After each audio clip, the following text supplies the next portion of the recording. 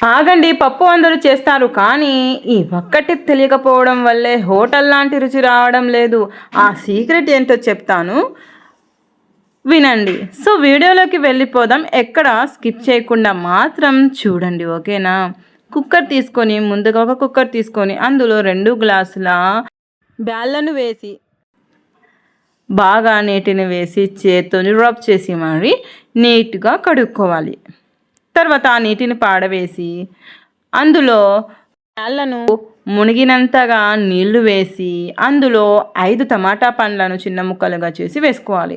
ఒక medium size ఉల్లిపాయను తీసుకొని దాన్ని చిన్న ముక్కలుగా చేసి వేసుకోవాలి. ఆ తర్వాత 2 టీ స్పూన్ల కారాన్ని, కొంచెం పసుపుని, అలాగే కొంచెం జీలకర్రని వేసి 4 వెల్లుల్లి రెబ్బలను వేసి కుక్కర్ మూత పెట్టేసి 5 విజిల్స్ వచ్చేంత వరకు కుక్కర్ స్టవ్ మీద పెట్టేసుకోవాలి. తర్వాత పెద్ద నిమ్మకాయ సైజు చింతపండును తీసుకొని దాన్ని ఒక బౌల్లో వేసి కొంచెం నీళ్లు వేసి మరిగించి పక్కన పెట్టేసుకోవాలి. తర్వాత 5 విజిల్స్ వచ్చిన తర్వాత కుక్కర్ మూత తీసి చూసేయాలి. సో సాఫ్ట్గా పప్పు మాత్రం మెత్తగా ఉడికిపోయిందండి.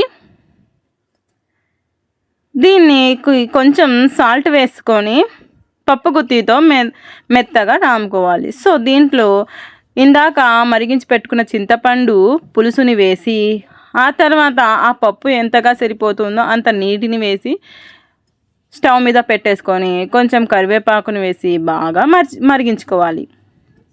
అయితే ఇలా మరిగించుకున్న తర్వాత పక్కన పెట్టేసి ఒక చిన్న కడాయిలో 4 నుంచి 5 టేబుల్ స్పూన్ల నూనెని వేసుకొని అందులో వెల్లుల్లిపాయ చిన్న ముక్కలుగా కట్ చేసుకొని వేసుకోవాలి. వాటిని గోల్డెన్ బ్రౌన్ కలర్ వచ్చిన తర్వాత కొంచెం జీలకర్ర, కొంచెం ఆవాలను వేసి కలుపుకొని తర్వాత కొంచెం కరివేపాకుని వేసి బాగా కలుపుకోవాలి.